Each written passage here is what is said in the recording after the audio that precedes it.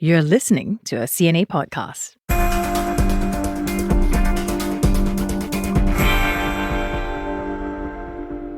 Hi, I'm introducing you to an 86-year-old BTS fan who still finds it amazing that at this stage in my life I'm fangirling a K-pop band.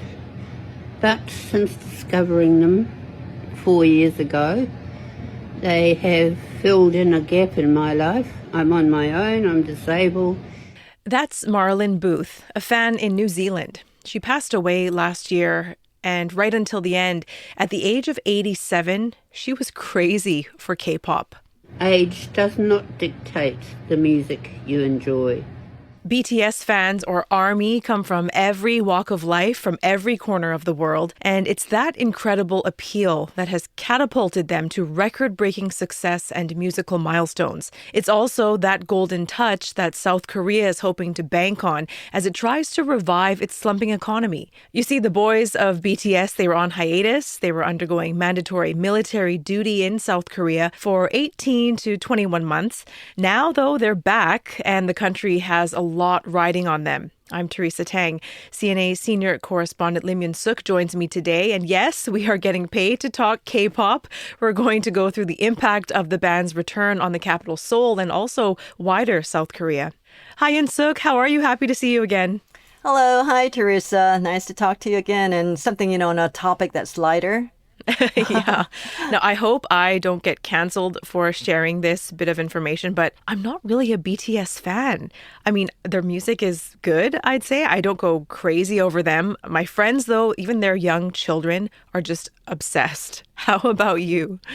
Oh, no, not you too. Because for me, I'm not a K-pop fan and I'm not a BTS fan too. I mean, I do listen to their music once in a while, but that's really it. But when I was doing the story, I was listening to what a lot of the BTS fans were saying, and especially the older ones. And they were trying to explain to me what's so special about it. And I think I am starting to understand a bit, though I'm still very surprised and shocked to see that the BTS fans are people from all ages and they're from all over the world. I've seen grandmothers and mothers who are now much closer to their children or their grandchildren because they have something in common, and that's BTS. And so for a while, I just thought that BTS fans were those in their early teens or maybe in their 20s, but I really got a different perception of what BTS fans are right now here around the world. And the news that the members had to take a break to fulfill their military duties, it was heartbreaking for some people. And their absence really impacted local businesses. Can you tell me how bad it got? Well, yes, I remember for how several years before they actually went to their military service, how there was this non-stop ongoing debate as to whether they should be exempted from the military service, because winners of Olympic golds here in South Korea exempted from the military service. And so there were a lot of calls, especially from their fans, saying that they should also be exempted since they're doing much service to the country by promoting South Korea's image. But now that's all gone. They all did their military service, all 7 of them. And I think a lot of South Koreans have much respect that all 7 went in and finished their compulsory military service. And in a way, that makes them free. They have this freedom to do whatever they want now. And that's why the local businesses, the whole country, and even the government's looking up to them, trying to see if there's ways that they can re-promote South Korea, build its image, because there was this break when they were inside during their military service. Now, there is this one area called Yongsan where the country hype is located, and that area is really looking forward to the comeback. Some of the shop owners there apparently had even put up their places for sale because business was so bad. But now with the comeback, apparently they've taken down that, for sale signs outside the shops. They're back up running and they're operating well with the BTS return. Now, there's this one cafe, Black Drum, in Yongsan, and this is run by a BTS fan, and you can tell because just outside the cafe there are just images and pictures of BTS. The whole place, as soon as you go in, it's plastered with BTS members' faces of them. There's souvenirs with their faces on it too, and you can hear the BTS music nonstop. And all the customers inside are BTS fans. I spoke to some of them, and apparently they come from all over the world, from even Europe, Poland. There was someone from the United States, someone from Asia, and they all say that they come here to this small little cafe in Yongsan because they want to talk about BTS. They want to see what the others are saying. And so they all come together because they have this one thing in common, and that's BTS. Now, I did interview the owner, Kim Young-sun, and she was telling me how all the BTS fans, including herself and her daughter, were just really waiting for their return. Let's hear what she had to say. Our boys' power has not faded. And honestly, I knew it wouldn't. But still, this time was overwhelming. Armies had been holding back for so long. Everything they held in during the 3 years the members were in the military, it just exploded all at once. It was so crowded on the days they returned. I almost got crushed. And now the band is back together. People are excited. And I have to say, my cousin, she's in her late 40s. She recently got back from Osaka and she traveled there just to watch BTS in concert.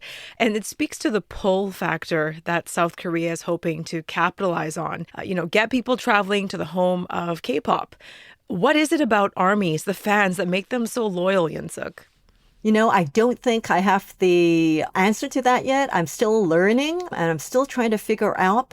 But from doing that BTS story and meeting with some of the fans, the ARMY, I got a feeling that it's much more than BTS music.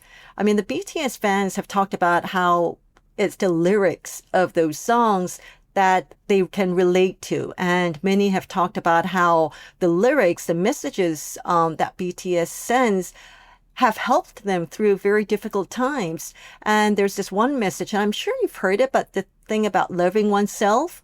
And it was even given at a speech in the US, in the UN. And many of the fans were talking about that, about how BTS members were telling them, the fans and the whole world, about loving oneself. And that is a message apparently that ran very deep into the hearts of many of the BTS fans. And so it's because of those messages and those songs, most of them were written by BTS members.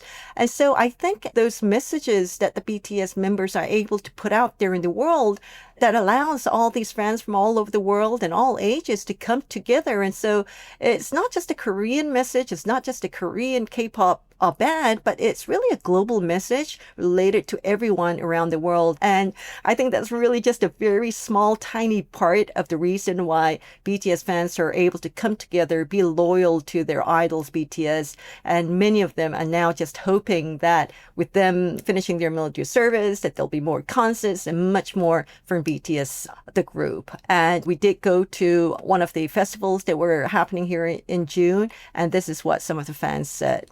I'm from Malaysia, coming to Korea just for BTS only. For me, I think they will be boost up. We can't wait to see what they coming out for the next album, for the next chapters. I am so glad that they're back. But I'm super excited to hear their new music, their new projects. So yeah, I'm looking forward to it. Well, yes, I mean, we covered that was a BTS annual event that's held every year in South Korea, even when they were in the military service. And this year, it was just packed. And, they were from all over the world. And they were saying that they agree that BTS return meant that they'll be making more trips to South Korea, attending their concerts. And that's what South Korea is hoping will happen. Let's listen to what Choi Ji-young, Senior Research Fellow at the Korea Culture and Tourism Institute, said about this. They are essentially representing Korea around the world. Once someone becomes interested in Korea through BTS, their curiosity expands to Korean culture, tourism, and more. All that brings long-term benefits to Korea. And so honestly, trying to measure all the benefits in specific economic terms could be somewhat pointless. Can you break down for me exactly what BTS could bring to the Korean economy in terms of its profits and value? Just how big of a juggernaut are they?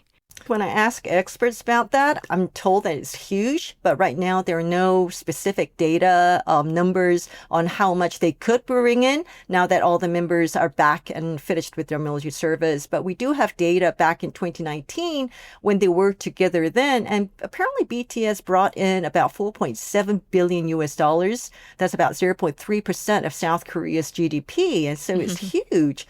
And, this Korean Culture and Tourism Institute previously said that a single BTS concert here in Seoul could inject about 1.2 trillion won, and that's about 895 million US dollars into the Korean economy and create as many as 10,000 jobs.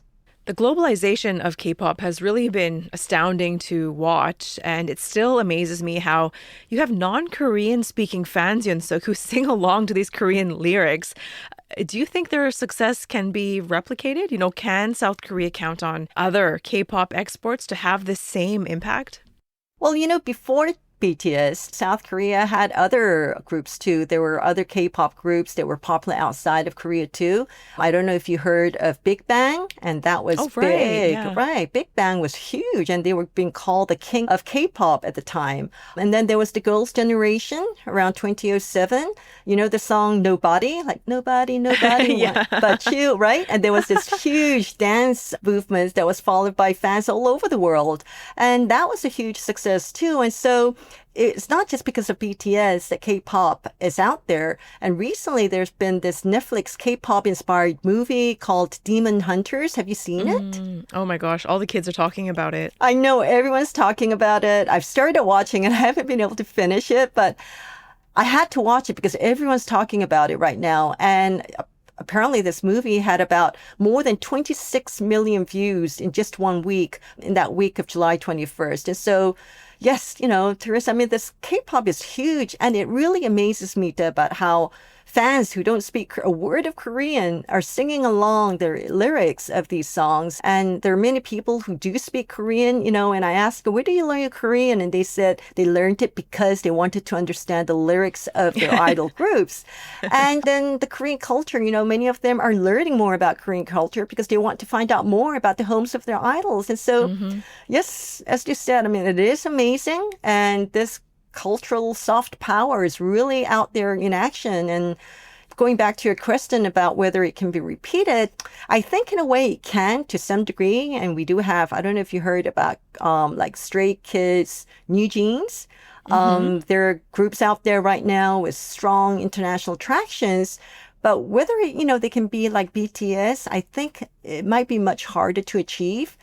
I think South Korea will continue to export much of its K-pop culture, but it's very possible that the scale and the impact will be very different from BTS. Yeah, it's incredible. They're not just a musical phenomenon, but an economic phenomenon as well.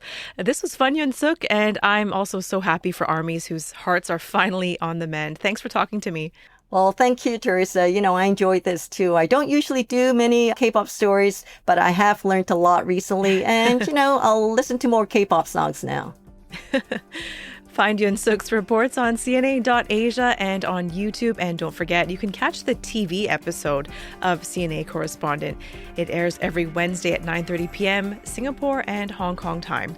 The team behind this episode is Saya Win, Clara Ong, Tiffany Ang, Junaini Johari, Peining Ho, Natfir Talvero, and Craig Dale. I hope you join me again next week. Bye for now.